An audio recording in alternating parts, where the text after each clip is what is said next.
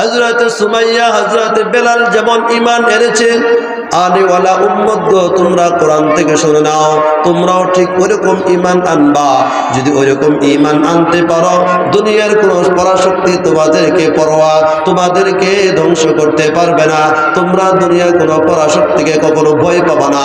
তখন তোমরা একমাত্র আমি আল্লাহর উপর ভরসা করে চলবা।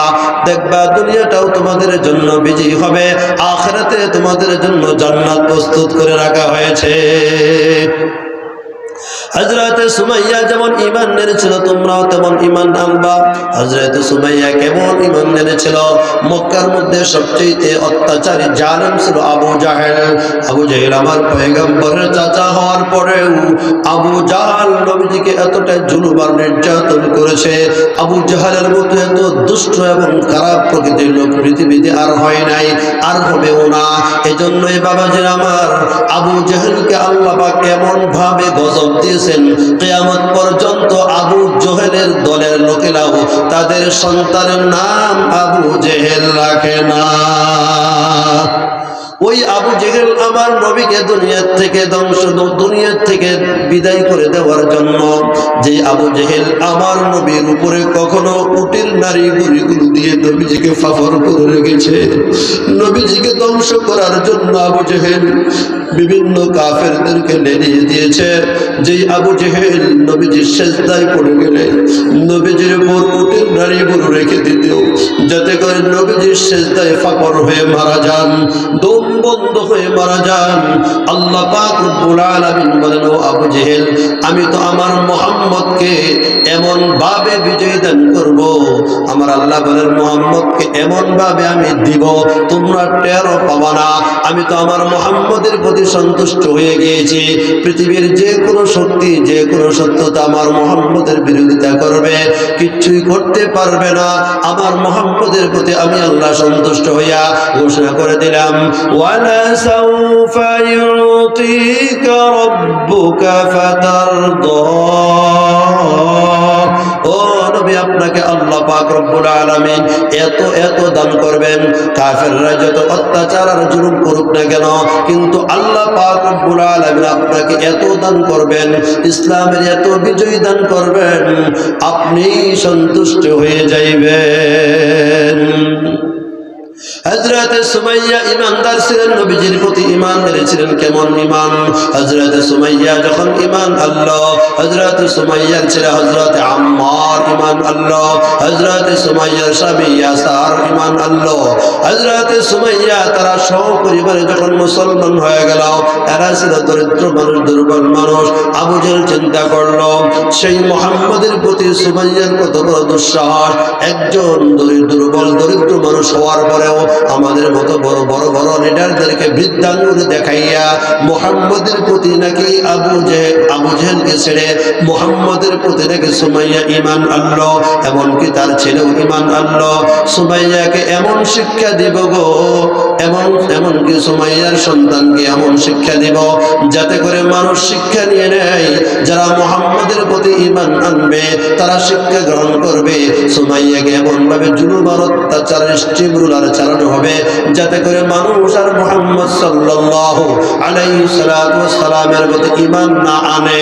এজন্য আবু জাহেল মক্কার মধ্যে ঘোষণা করে দিল, ও মক্কার লোকেরা তোমরা কোথায় আছো, আমার দলের লোকেরা তোমরা কোথায় আছো, আমি তোমাদেরকে ঘোষণা জারি করে দিলাম, মুহাম্মাদের প্রতি সুমাইয়া ঈমান এনেছে, সুমাইয়ার সন্তান ঈমান এনেছে, তোমরা সুমাইয়াকে মক্কার প্রান্তরে ধরে নিয়ে আসো, সুমাইয়ার সন্তানকে ধরে নিয়ে আসো।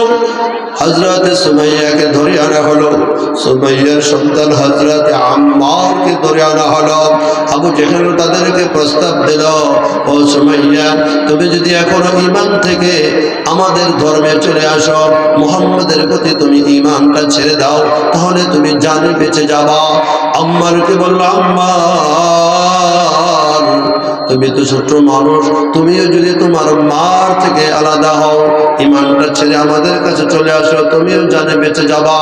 আর যদি তোমরা ঈমান থেকে খারেজ না হও, অর্থাৎ তোমরা যদি মুহাম্মদের প্রতি বিশ্বাস স্থাপন ছেড়ে না দাও, তাহলে আমি তোমাদেরকে কঠিন শাস্তিতে নিক্ষেপ করব। হযরত সুমাইয়া দৃঢ় কণ্ঠে বলে দিলেন, আবু জেহেল, আপনি তো আমাদেরকে মৃত্যু ছাড়া আর কিছুই করতে পারবেন না।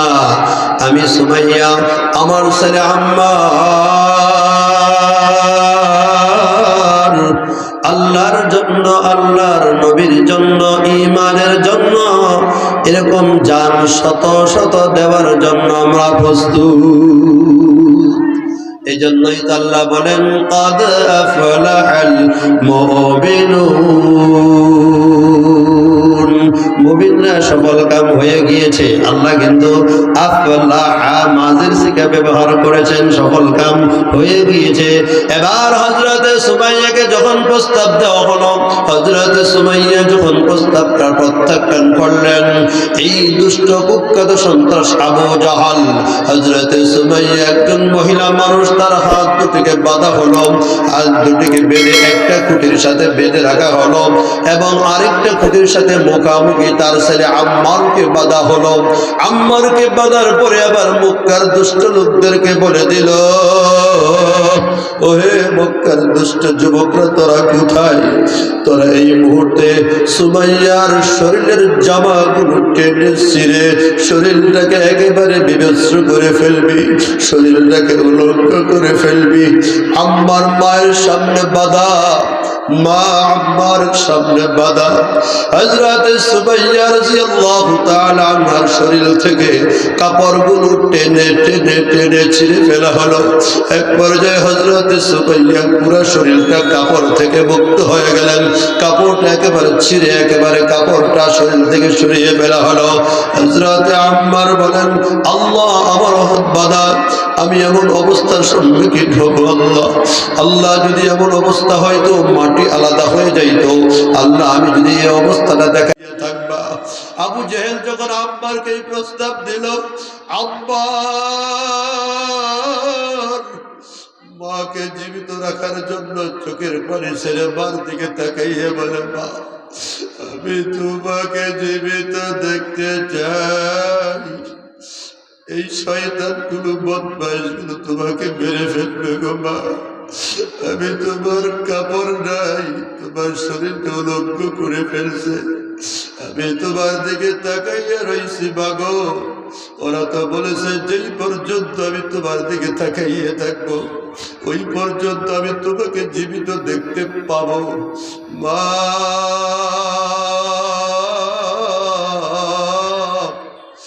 আমি তোমার জীবিত থাকাটাই কামনা করি। হযরত সুমাইয়া বলেন, আমার ছেলে আব্বাজান, তুমি যত টাইম পর্যন্ত আমার দিকে তাকাইয়া থাকো, তুমি বিশ্বাস করো এই বেঈমানগুলো আমাকে জীবিত রাখবে না। আমি জান্নাতের ঘ্রাণ পাচ্ছি, আমি আমার রবের কাছে সাক্ষাৎ করব। তবে তোমাকে আমি একটা কথা বলে যাই, সাবধান সাবধান, তুমি যেন চুল পরিমাণ ঈমান থেকে খালি না হও, চুল পরিমাণ ঈমান থেকে সরে না আসো। হযরত সুমাইয়া রাদিয়াল্লাহু তাআলা আনহা এই অবস্থার ভিতরে যখন ছেলেকে এই হুকুম দিলেন, আদেশ দিলেন, ওসিয়ত করলেন, আবু জেহেল যখন দেখলো সুমাইয়া তার ঈমানের উপর অটল, আবু জেহেল ওই সময় একটা বড় তলোয়ার নিয়ে আসলো। তলোয়ার নিয়ে এসে হযরত সুমাইয়ার লজ্জাস্থানের ভিতরে তলোয়ারের গোড়াতে আঘাত করলো। আঘাত করার সাথে সাথে আরে বেঈমান, কত বড় জালেম আর খারাপ হলে একজন মার এমন জায়গায় আঘাত করতে পারে। হযরত সুমাইয়া চোখ থেকে বন্ধ করে আল্লাহকে বলে, আল্লাহ আমি সুমাইয়া তোমার জন্য একটা জীবন না শতবার জীবন দিলেও তোমার জন্য আমি দিয়ে দিব। আবার আল্লাহ বলে, সুমাইয়া তোমার শুধু দুনিয়ার থেকে চলে আসা, দুনিয়ার থেকে আসা দেরি, আমার জান্নাতে আমার সাথে সাক্ষাৎ করতে দেরি না। হযরত সুমাইয়া রাদিয়াল্লাহু তাআলা আনহাকে এভাবে নির্যাতন করতে করতে করতে এক পর্যায়ে শহীদ করে দেওয়া হলো। আল্লাহ পাক রব্বুল আলামিন এই শহীদদের ব্যাপারে কোরআনের মধ্যে আয়াত নাযিল করে দিয়ে বলেন, ওয়ালা তাহসাবান الذين قتلوا في سبيل الله أمواتا بل أحياء عند ربهم يرزقون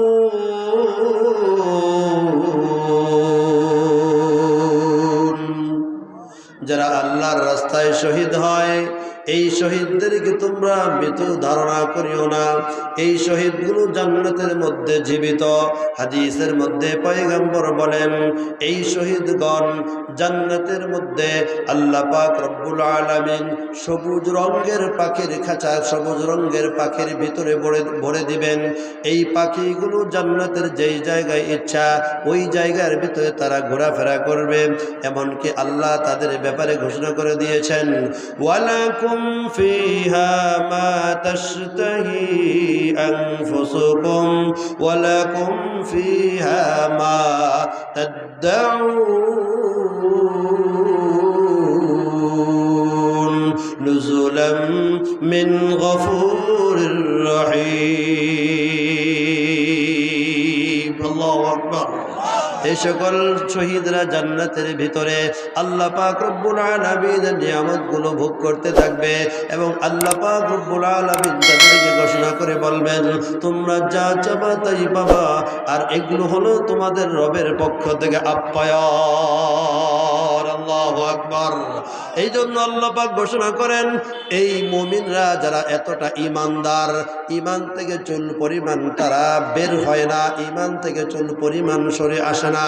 আল্লাহ পাক সূরাতুল মুমিনুনের ভিতরে ঘোষণা করে দিয়েছেন ক্বাদ আফলাহাল মুমিনুন।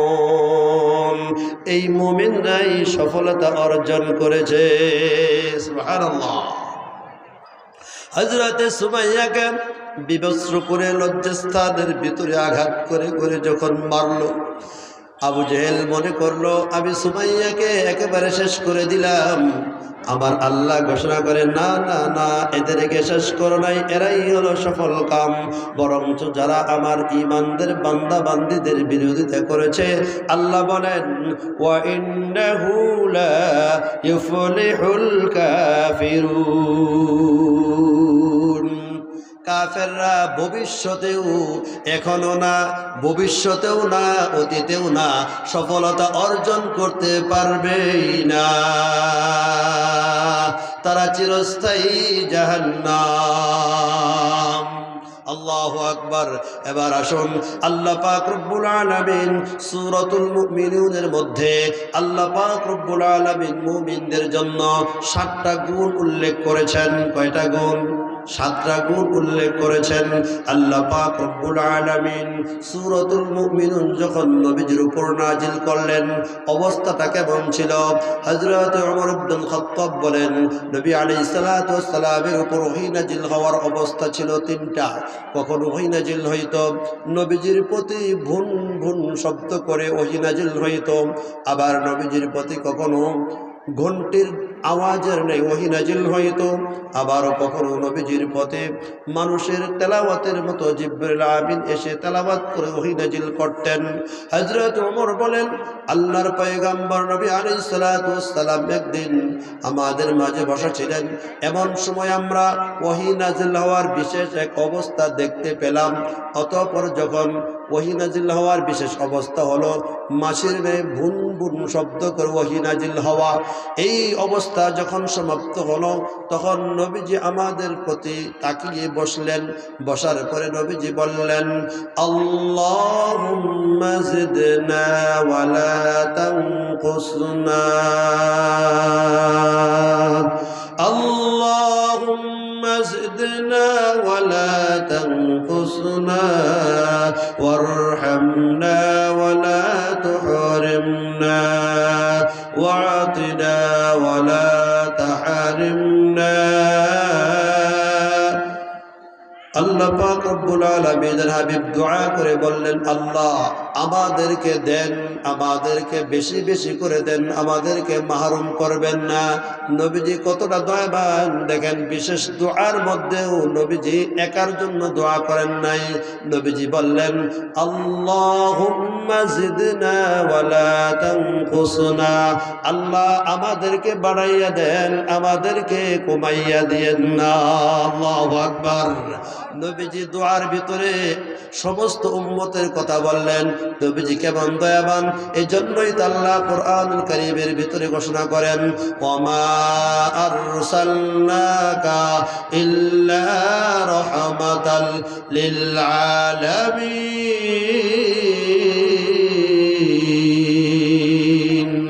আমি আল্লাহ পাক রব্বুল আলামিন আপনাকে পৃথিবীবাসীর জন্য রহমত স্বরূপ বানাইয়া পাঠাইছি।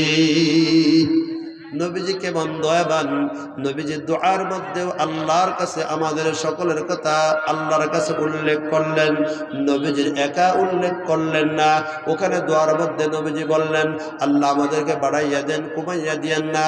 ও আল্লাহ আমাদেরকে দান করুন, আমাদেরকে মাহরুম করবেন না।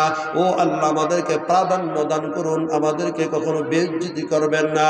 ও আল্লাহ, আল্লাহুম্মা আল্লাহুম্মা আরদি আন্না ওয়ারদানা, ও আল্লাহ আপনি আমাদের প্রতি সন্তুষ্ট হয়ে যান এবং আমাদেরকেও আপনার প্রতি সন্তুষ্ট রাখুন।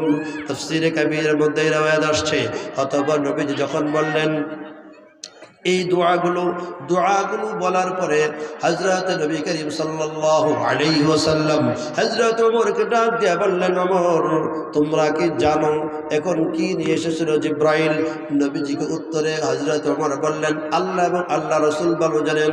হযরত ওমর নবীজিকে কথা জিজ্ঞেস করার পরে নবীজি বললেন, ওমর আল্লাহ পাক রব্বুল আলামিন এখন আমার কাছে 10টি আয়াত নাজিল করে পাঠাইলেন জিবরাইলের মাধ্যমে। আল্লাহ ঘোষণা করলেন, যে ব্যক্তি এই সূরাতুল মুমিনুনের 10টি আয়াতের উপর আমল করবে তারা সোজা জান্নাতে চলে যাইবে। আল্লাহু আকবার। অতঃপর নবী আলাইহিস সালাতু ওয়াস সালাম সূরাতুল মুমিনুনের এই 10টি আয়াত তেলাওয়াত করে শোনালেন। قد أفلح المؤمنون, মুমিনরা সফল কাম। এখন মুমিনদের সিফত কি, গুণাগুণ কি, সফলতা অর্জন করবে কোন কোন গুণ থাকলে তাদেরকে সফল বলা হবে? আল্লাহ নিজেই ঘোষণা করে দিয়েছেন, আল্লাযীনা হুম ফি সালাতিহিম খাশিউন, মুমিনরা তাদের নামাজের মধ্যে বিনয়ী। সুবহানাল্লাহ। তাহলে বোঝা গেল মুমিনদের 1 নম্বর গুণ হলো তারা নামাজের মধ্যে বিনয়ী থাকবে। তাহলে যারা নামাজ পড়ে না এরা তো মুমিনদের 1 নম্বর গুণের ভিতরে নাই। আমরা দোয়া করে যারা মুসলমানের ঘরে জন্ম নিয়েছে, আল্লাহ পাক যেন সকল বান্দা বান্দীদেরকে নামাজ হিসাবে কবুল করেন, বলেন আমিন। 1 নম্বর গুণ হলো মুমিনরা তাদের নামাজের ভিতরে নামাজের মধ্যে বিনয়ী থাকবে। এখন প্রশ্ন করতে পারেন, হুজুর নামাজ সেটা আবার কোন জিনিসের নাম? তাফসীরের মধ্যে লেখা, নামাজের শব্দের অর্থ হলো সালাত শব্দের অর্থ তো অনেকগুলো আসে, আমি পারিভাষিক সংজ্ঞা দিয়ে যাচ্ছি। নামাজ বা সালাতের সব পারিভাষিক সংজ্ঞা হলো আল্লাহ পাক রব্বুল আলামিনের ইবাদতের বিশেষ এক পদ্ধতিকে নামাজ বলা হয়, 1 নম্বর অর্থ। 2 নম্বর অর্থ হলো নির্দিষ্ট সময়ে নির্দিষ্ট কিছু অঙ্গের মাধ্যমে আল্লাহ পাক রব্বুল আলামিনের সামনে নিজেকে ছোট করে প্রকাশ করাটাকেই নামাজ বলা হয়। 3 নম্বর অর্থ হলো নামাজের মাধ্যমে মুসলমান এবং কাফেরের মধ্যে নামাজ পার্থক্যকরণের এক কষ্টি পাথরের নাম। 3টা অর্থ শুনলেন বাবাজিরা আমার। এখন বলবেন, হুজুর নামাজটা আল্লাহ পাক রব্বুল আলামিন কেন দিলেন? নামাজটা দিলেন কেন? নামাজটা দেওয়ার কারণ হলো আল্লাহ পাক রব্বুল আলামিন নামাজের মাধ্যমে বান্দাকে বেশি কাছাকাছি করে ফেলেন। আল্লাহ বলেন, ওয়াসজুদ ওয়াসজুদ, সিজদা করো। আবার আল্লাহ পাক রব্বুল আলামিনের কাছাকাছি হও। এই জন্যই আল্লাহ পাক রব্বুল আলামিন বান্দাদেরকে আল্লাহর কাছাকাছি হওয়ার জন্য নামাজের বিধান জারি করে দিলেন। বিধানটা জারি করলেন কিভাবে? আপনারা ইতিহাস জানেন, পয়গম্বর আলাইহিস সালাতু ওয়াস সালামকে আল্লাহ পাক রব্বুল আলামিন মেরাজে নিয়ে গেলেন। মেরাজে নিয়ে যাওয়ার পরে স্পেশাল আল্লাহ পাক রব্বুল আলামিন নবীজিকে 5 ওয়াক্তের নামাজের হাদিয়া দিলেন। হাদিয়া দেওয়ার পরে নবীজি যখন ফিরে আসে, মুসা পয়গম্বর বারবার তাকে ফেরত দেন যে যান, এই 50 ওয়াক্ত নামাজ আপনার উম্মত পালন করতে পারবে না 24 ঘন্টার মধ্যে। আল্লাহর নবী 9 বার আল্লাহর কাছে যাওয়ার পরে ফিরত নিয়ে আসলেন। আস্তে আস্তে ঘুমাইতে নামাজ 5 ওয়াক্ত আল্লাহ পাক রব্বুল আলামিনের কাছ থেকে নবীজি নিয়ে আসলেন। নবীজির মনটা একটু খারাপ। কেন খারাপ? আল্লাহ পাক রব্বুল আলামিন আমার উম্মতের জন্য 50 ওয়াক্তের নামাজ দিয়েছিলেন, আমি 50 ওয়াক্ত নামাজের কমাইয়া 5 ওয়াক্ত নিয়ে আসলাম, আমার উম্মতের সওয়াব তো কমাইয়া দিলাম। আমার আল্লাহ তো নবীজির খবর জানেন। আমার আল্লাহ নবীজিকে ডাক দিয়ে বলেন, ও আমার হাবিব, আপনি মনে কষ্ট নেবেন না, আপনার মনের কষ্ট আমি আল্লাহ পাকের কুদরতি অন্তরে সহ্য হয় না। আপনার উম্মত যদি 5 ওয়াক্ত নামাজ ঠিকঠাক মতো পালন করে, আমি আল্লাহ পাক ঘোষণা দিয়ে দিলাম 50 ওয়াক্ত নামাজের সওয়াব তাদেরকে দিয়ে দিব। আল্লাহু আকবার। এবার পয়গম্বর খুশি হয়ে চলে আসলেন। আল্লাহ পাক রব্বুল আলামিন নামাজ ফরজ করে দিলেন। আকিমিস সালাতা লিদুলুকিশ শামসি ইলা গাসাকিল লাইল ওয়া কুরআনাল ফাজর ইন্না কুরআনাল ফাজর কানা মাশহুদা। আল্লাহ পাক রব্বুল আলামিন নামাজ ফরজ করে দিলেন। এখন বলবেন, হুজুর যে নামাজ পড়ে তাকে কি বলা হয়? মুসল্লি। মুসল্লি হলো 5 প্রকার। কয় প্রকার? মুসল্লি হলো 5 প্রকার, ফলাফল 5 প্রকার। 1 নম্বর মুসল্লি হলো যারা মাঝে মধ্যে নামাজ আদায় করে। মাঝে মধ্যে নামাজ আদায় করে, দুনিয়ায় বেঁচে থাকতেছে, 5 ওয়াক্ত নামাজও পড়ে না, জুমাও পড়ে না, শুধু ঈদের নামাজ পড়ে, এমন কিছু মুসল্লি আছে না? 2 নম্বর এমন কিছু মুসল্লি আছে, এই মুসল্লিদের একই শাখার মধ্যে কিছু মুসল্লি এমন যারা শুধু জুমার নামাজ পড়ে। আবার কিছু মুসল্লি এমন 5 ওয়াক্ত নামাজের মধ্যে শুধু যেটা সুবিধা ওইটা পড়ে। যেমন জোহর নামাজে অজু করতে তো এখন ঠান্ডা লাগবে না, জোহর আর আসরটা পড়ে, আর বাকিগুলা পড়ে না। ফজর নামাজ তো ঘুমিয়ে কাটিয়ে দেয়। এরকম মুসল্লি হলে 1 দলের, অর্থাৎ যারা নিয়মিত নামাজি নয়, এরা হলো 1ম দলের মুসল্লি, মাঝে মাঝে নামাজ আদায় করে। এই সকল দলের মুসল্লিরা মাঝে মাঝে যারা নামাজ আদায় করে, নিয়মিত নামাজ আদায় করে না, এদের ব্যাপারে আল্লাহ কি বলেন? এদের ঠিকানা কি? আল্লাহ বলেন, মা সালাকাকুম ফি সাকার ক্বালু লাম নাকু মিনাল মুসাল্লিন। আল্লাহু আকবার।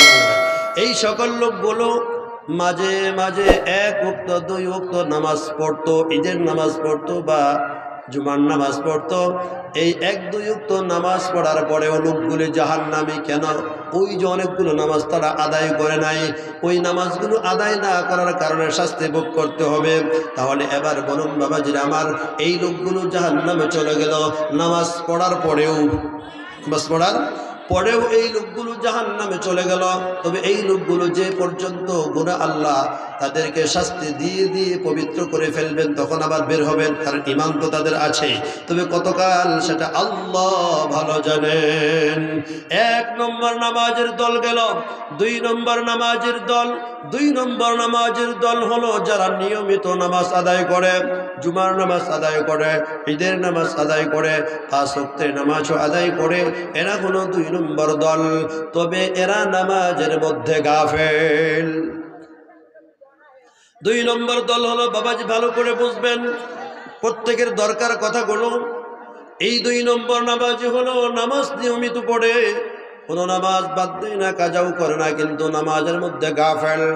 আল্লাহু আকবার বলে যখন আমি আপনি দাঁড়িয়ে যাই, আমার আপনার মনটা দোকানে চলে যায়, আমার আপনার মনটা যারা আমরা পড়াই শিক্ষকতা করি মাদ্রাসার দিকে ছুটে যায়, আমরা যারা কৃষিকাজ করি ক্ষেতের দিকে চলে যায়, আমরা যারা চাকরি বাকরি করি অফিসের দিকে চলে যায়, কিন্তু মনটা যে চলে গেল আর মনটা নিয়ে আসার জন্য চেষ্টা করলাম না, অর্থাৎ গাফিল অবস্থায় নামাজটা বাবাজি আদায় করলাম। এই দলের লোকের ব্যাপারে আল্লাহ কি বলেন? ফাওয়াইলুল লিল মুসাল্লিন আল্লাযীনা হুম আন সালাতিহিম সাহুন আল্লাযীনা হুম ইউরাউন।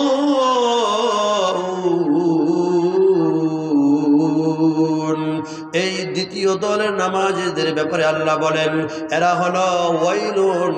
এই দ্বিতীয় দলের নামাজের ব্যাপারে আল্লাহ বলেন ওই সকল মুসল্লিদের জন্য ওয়াইলুন নামক দুজক বা অভিসম্বাদ বা তাদের জন্য হলো ওয়াইল, তাদের জন্য হলো আল্লাহর পক্ষ থেকে তুচ্ছ তাচ্ছিল্য করে বলা হচ্ছে অভিশপ্ত। ওই সকল মুসল্লিদের জন্য যারা আল্লাযীনা হুম আন সালাতিহিম সাহুন, যারা তাদের নামাজের মধ্যে গাফেল। ওই যে দ্বিতীয় নম্বর দল নামাজ পড়ে কিন্তু মনটা তো বাহিরে চলে গেছে, চলে যায় সবার, আমারও যাবে আপনারও যাবে উলামায়ে কেরামেরও যাবে সাধারণ মানুষেরও যাবে, কিন্তু মনটা চলে যাওয়ার পরে মনটা আর ধরে ধরে নামাজের ভিতরে নিয়ে আসার জন্য চেষ্টা উনি করলেন না, ওইভাবে নামাজ আদায় করলেন। এরা হলো সাহুন দলের লোক। অনেক মানুষ নামাজ আদায় করে, ইমাম সাহেব নামাজ পড়েছেন, নামাজ পড়ার পরে কিছু লোক বলে হুজুর আপনি তো 3 রাকাত পড়লেন, আবার কিছু লোক বলে হুজুর আপনি 4 রাকাত নামাজ আদায় করলেন। দুই দল লোকের মধ্যে যখন ঝগড়া বেঁধে যায়, একজন লোক দাঁড়িয়ে বলে ভাই আমার কথাটা শুনুন, আপনারা বিশ্বাস করবেন কিভাবে বলেন? কয় ভাই ইমাম সাহেব 3 রাকাতই নামাজ পড়েছেন। কয় কেমনে বুঝলেন? কয় আমি সাক্ষ্য দিয়ে বলতেছি, মন থেকে সেটা হলো। আমি প্রত্যেক দিন যখন ইমাম সাহেবের পিছনে নামাজে দাঁড়াই, আমার 4টা দোকানের হিসাব আমি নামাজের ভিতরে 4 রাকাতে করি। আজকে দেখলাম 3 নম্বর দোকানের হিসাব শেষ করলাম, ইমাম সাহেব নামাজও শেষ করলো, হতে বুঝতে আর বাকি রইল না, আজকে ইমাম সাহেব 3 রাকাত নামাজ পড়াইছে। এমন হয় কি হয় না? এই জন্যই বাবাজিরা লক্ষ্য করে বুঝবেন, আল্লাহ পাক রব্বুল আলামিন দ্বিতীয় দল নামাজি যারা নামাজরত অবস্থায় গাফেল থাকে এই দলের ব্যাপারে সূরা মাউনের মধ্যে বলেন ফাওয়াইলুল লিল মুসাল্লিন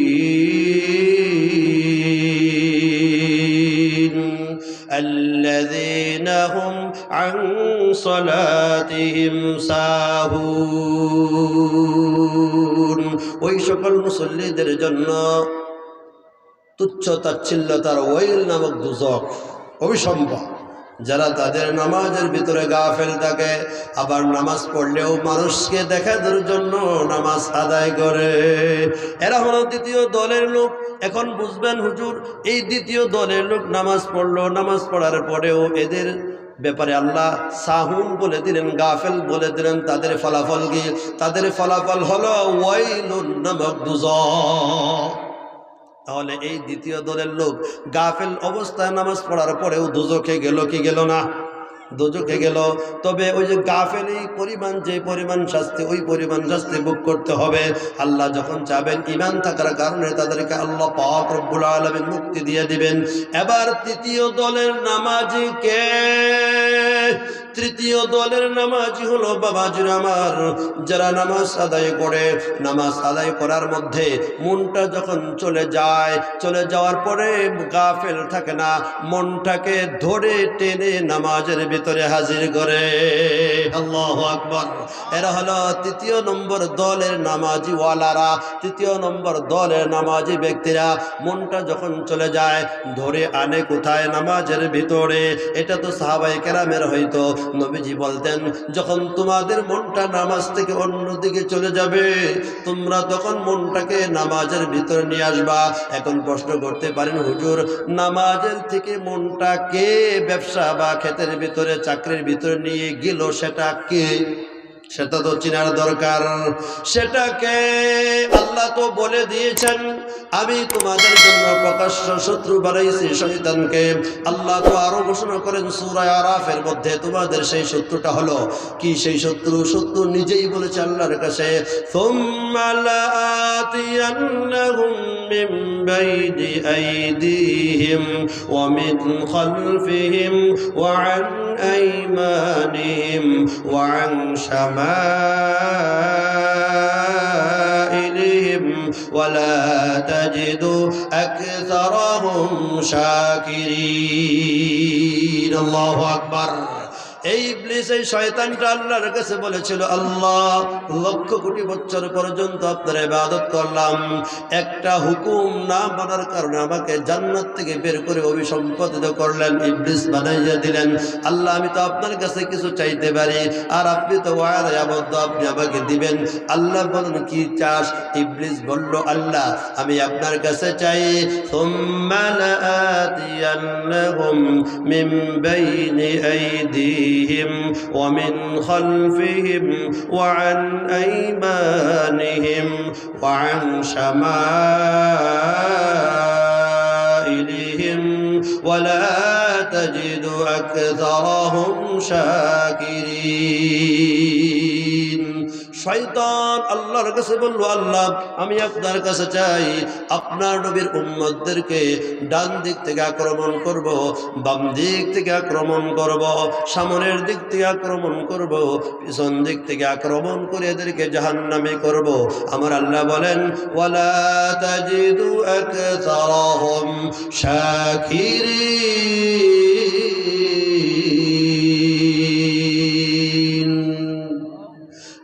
তুমি আমার অধিকাংশ শুকরগুজার বান্দাদেরকে ধ্বংস করতে পারবা না।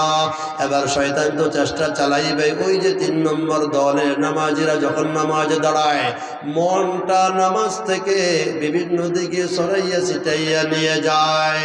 এখন তো শয়তান আমার আপনার মনটা নিয়ে গেল, সবার নিয়ে যাবে, ওলামায়ে কেরাম থেকে নিয়ে সমস্ত নামাজের দিদের জন্য মনটাকে নামাজ থেকে ছুটাইয়া অন্য দিকে নিয়ে যাবে। নিয়ে যাওয়ার পরে এখন বাবাজির আমার, নামাজের মধ্যে মনটাকে তো নিয়ে আসতে হবে শয়তান থেকে কেড়ে। নামাজের মধ্যে যে আমি আপনি আপনার মনটাকে নিয়ে আসবো, কোন পদ্ধতিতে, কোন নিয়মে? 2টা নিয়ম নবীজি হাদিসের মধ্যে বলে দিয়েছেন। 2টা নিয়মে নিয়ে আসতে হবে, কারণ কোন ইবাদত নবীজির তরিকা ছাড়া ইবাদত হবে না। নবীজির তরিকায় ইবাদত, আর নবীজির তরিকায় যত ভালোই কাজটা হোক না কেন, সেটা হলো বেদাত বা গুনাহের কাজ। এই জন্যই নবীজি 2টা তরিকা বলে দিয়েছেন। যখন শয়তান মনটাকে নামাজ থেকে গাফিল করে অন্যদিকে নিয়ে যাবে, তখন এই 3য় দলের লোকেরা শয়তান থেকে কেড়ে মনটাকে নামাজের ভিতরে হাজির করবে। 1 নম্বর তরিকা হলো আল্লাহ ঘোষণা করে দিয়েছেন কোরআনুল কারীমের মধ্যে, ওয়া ইম্মা ইয়ানযাগান্নাকা মিনাশ শাইতানি নাযগুন ফাস্তাইয বিল্লাহ। আল্লাহু আকবার। যখন শয়তান তোমাদেরকে প্ররোচনা দিবে, খোঁচা দিবে গুনাহের কাজ করার জন্য, তখন তোমরা সাথে সাথে রব্বে কারিমের কাছে আশ্রয় প্রার্থনা করো। এই জন্যই তো আমার হাবিব সাল্লাল্লাহু আলাইহি ওয়াসাল্লাম শিক্ষা দিয়েছেন, নামাজের প্রারম্ভে যখন আল্লাহু আকবার বলে তাকবীর বলবো, বলার পরে বলবো সুবহানাকাল্লাহুম্মা ওয়া বিহামদিকা ওয়া তাবারাকা ইসমুক ওয়া তাআলা জাদ্দুকা ওয়া লা ইলাহা গায়রুক। এই সানা বলার পরেই বলবো আউযু বিল্লাহি মিনাশ শাইতানির রাজীম। এই আউযু বিল্লাহ বলে নামাজের প্রারম্ভে আমরা রব্বে কারিমের কাছে দরখাস্ত দিয়ে দিলাম, আল্লাহ, নামাজে তো দাঁড়াইতেছি, পাগলা কুকুর কুত্তা ইবলিস তো আসবে, তোমার কাছে এই পাগলা কুকুর ইবলিস থেকে বাঁচার জন্য আগেই একটা দরখাস্ত দিয়ে দিলাম। আল্লাহু আকবার। হযরত ইমাম গাজ্জালী উনি তার কিতাবের ভিতরে লেখেন, আল্লাহ পাক রব্বুল আলামিন হলেন এই দুনিয়ার মালিক, এই দুনিয়ার মালিক। আর এই দুনিয়াটা হলো একটা ঘর। শয়তান হলো ইবলিস, আমরা হলাম আল্লাহর মেহমান। সুবহানাল্লাহ। যদি এখন মেহমান আমরা যদি আল্লাহর বাড়িতে যাইতে চাই বা যাই, ওই সময় পাগলা কুকুর ইবলিস আমাদের জন্য আড় হয়ে দাঁড়ায়। এই জন্য হযরত ইমাম গাযালী রহমা বলেন, ওই পাগলা কুকুরের সাথে পাগলামি করলে নামাজটা সঠিক হবে না। ওই পাগলা কুকুরের সাথে যদি আমি আপনি বেশি রেগে যাই, পাগলা কুকুর আমাকে আপনাকে কামড়াইয়া আপনার ঈমান আমল নষ্ট করে দেবে। এই জন্য ইমাম গাযালী বলেন তরিকা দুইটা। এক নম্বর হলো প্রথমেই নামাজের সূচনাতেই আল্লাহর কাছে আউযু বিল্লাহ বলে দরখাস্ত দিতে হবে। দুই নম্বর তরিকা নবীজি হাদিসে জিব্রাইলের মধ্যে ফরমান, নবীজির কাছে হযরত জিব্রাইল আমিন আগমন করলেন। আগমন করার পরে অনেকগুলো প্রশ্ন করলেন ঈমান সম্পর্কে, ইসলাম সম্পর্কে, কিয়ামত সম্পর্কে। এক পর্যায়ে তো জিজ্ঞেস করলেন, আখবিরনি আনিল ইহসান আই ইখলাস। ও আল্লাহর পয়গম্বর, আমাকে আপনি ইখলাস সম্পর্কে শিক্ষা দিন, ইবাদত সম্পর্কে শিক্ষা দিন। ইবাদত কিভাবে করব? পয়গম্বর বলেন, আনতা আবুদাল্লাহ কাআন্নাকা তারাহু ফাইন লাম তাকুন তারাহু ফাইন্নাহু ইয়ারাকা। আল্লাহু আকবার। এভাবে তুমি আল্লাহ পাক রব্বুল আলামিনের ইবাদতগুলি করবা যেন আল্লাহ পাক রব্বুল আলামিনকে নিজ চোখে দেখতে পাচ্ছ। যদি এটা সম্ভব না হয়, এমন ধ্যান নিয়ে নামাজ আদায় করবা, আল্লাহ পাক রব্বুল আলামিন কুদরতি চক্ষু দিয়ে তোমার সকল অবস্থা দেখতেছেন। আল্লাহু আকবার। এভাবে বাবাজির আবার তরিকা হলো দুইটা। 3 নম্বর নামাজি দলের নামাজের মধ্যে মনটাকে শয়তানের হাত থেকে ফিরিয়ে আনার জন্য দুইটা তরিকা।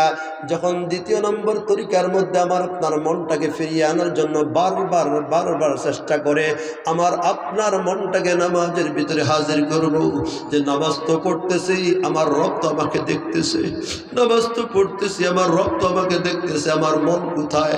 আমার রবের চক্ষু ফাঁকি দেওয়া যায় না।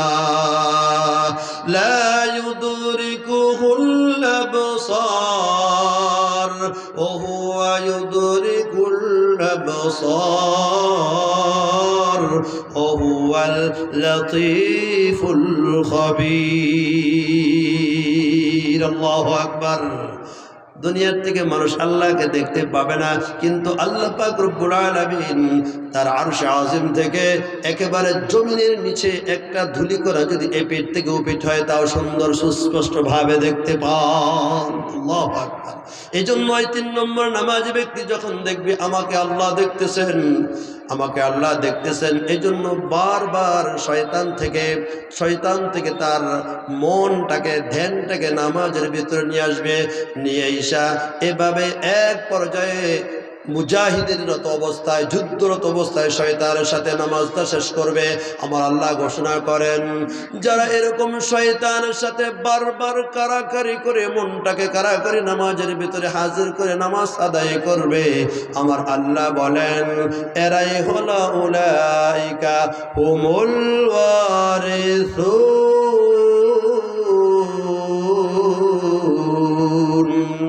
এরাই হলো জান্নাতের উত্তরাধিকারী ব্যক্তি।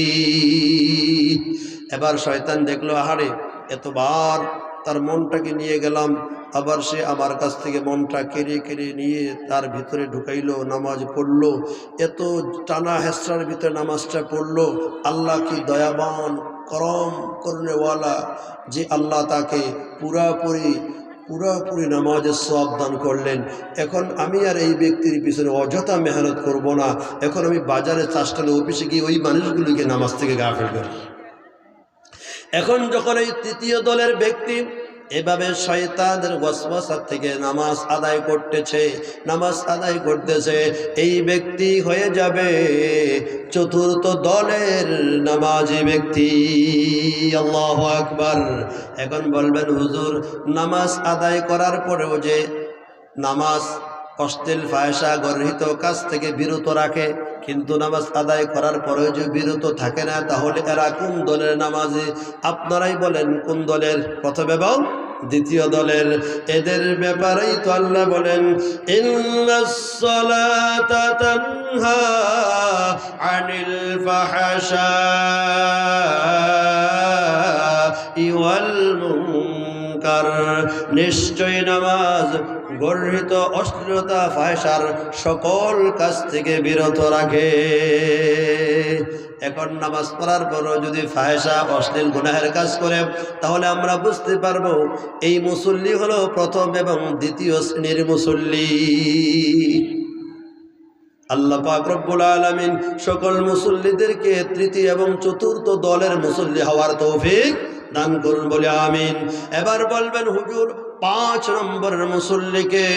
5 নম্বরের মুসল্লি আমিও বলবো বাবাজি। 5 নম্বরের মুসল্লি হলো, পয়গম্বর হাদিসের মধ্যে বলেন, আল আম্বিয়াউ আহয়াউন ফি কুবুরিহিম ইউসাল্লুন। আম্বিয়া কেরামগণ নামাজের ভিতর, কবরের ভিতরে নামাজরত অবস্থায় তারা রয়েছেন এবং তারা জীবিত। সুবহানাল্লাহ। এই পঞ্চম প্রকারের মুসল্লি, এটা হলো আম্বিয়া আলাইহিস সালাতু ওয়াস সালামের জন্য খাস। এখন বলতে পারেন, হুজুর আম্বিয়া আলাইহিস সালাতু ওয়াস সালাম হাদিসের ভাষ্য অনুযায়ী বোঝা যায় মৃত্যুবরণ করার পরেও কবরের মধ্যে তারা জীবিত। জীবিত শুধুই না, আবার তারা নামাজও পড়ে। কিন্তু মৃত্যুবরণ করার পরে নামাজের কি দরকার? তাহলে কি তারা অযথা কাজ করে? না, অযথা কাজ করে না। আম্বিয়া আলাইহিস সালাতু ওয়াস সালাম আল্লাহ পাক রব্বুল আলামিনের সবচাইতে প্রিয় মাহবুব ব্যক্তি। এই সকল ব্যক্তিগুলো মৃত্যুবরণ করার পরেও শুধু কবরের মধ্যে শুয়ে থাকবেন, জান্নাতের নাজনিয়ামত ভোগ করবেন, এটা তাদের ভালো লাগে না, কারণ তারা তো আল্লাহর পাগল। এজন্য আম্বিয়া আলাইহিস সালাতু ওয়াস সালাম কবরের মধ্যে যাওয়ার পরেও নামাজে দাঁড়াইয়া দাঁড়াইয়া আল্লাহর সাথে কথা বলে। আল্লাহু আকবার। কোরআন থেকে নিয়ে নেন, আল্লাহ পাক রব্বুল আলামিন মুসাকে একবার বলেছিল, ওমা তিলকা বিয়ামিনিকা ইয়া মুসা। ও মুসা, তোমার হাতে কি? মুসা, তোমার হাতে কি? যদি বলতেন লাঠি, তাহলে হয়ে যেত উত্তর। মুসা বললেন, আল্লাহর এত সুন্দর কণ্ঠ, আল্লাহ সমস্ত কিছুর মালিক, ওই আল্লাহ আমাকে প্রশ্ন করে বললেন, মুসা তোমার হাতে কি? আল্লাহ পাক রব্বুল আলামিন একটু সুযোগ যেহেতু আমাকে দিয়েছেন, এজন্য আমি সংক্ষেপ উত্তর দিয়ে শেষ করে দিব না। আমি আমার রবের সাথে উত্তরগুলো একটু বাড়াইয়া দিয়া বলবো। ক্বালা হিয়া আসাই আতাওয়াক্কাউ আলাইহা ওয়া আহুশু বিহা আলা গনামি ওয়া লিয়া ফিহা মাআরিবু উখরা। আল্লাহু আকবার। পয়গম্বর মুসা আল্লাহকে ডাক দিয়ে বলেন, আল্লাহ, আমার হাতে লাঠি, আমি এই লাঠির উপর ভর করে চলি। আল্লাহ, এই লাঠি দিয়ে আমি গাছের পাতাগুলো বাড়ি, এবং আল্লাহ এই লাঠি দিয়ে আমি অন্যান্য কাজও আঞ্জাম দে। আল্লাহু আকবার। এতগুলো কথা কেন বললেন? মুসা আল্লাহর প্রেমে পড়ে আল্লাহর সাথে একটু আলোচনা বেশি করার জন্য একটু সময় নিয়ে প্রশ্নগুলো বাড়াইয়া বাড়াইয়া উত্তর দিলেন। আল্লাহু আকবার। আল্লাহ পাক রব্বুল আলামিন আমাদের সকল মুসল্লিদেরকে চতুর্থ এবং 3 নম্বর এবং চতুর্থ দলের মুসল্লি হওয়ার তৌফিক দান করুন, বলে আমিন। ওয়া মা আলাইনা ইল্লাল বালাগ। আসসালামু আলাইকুম ওয়া রাহমাতুল্লাহ।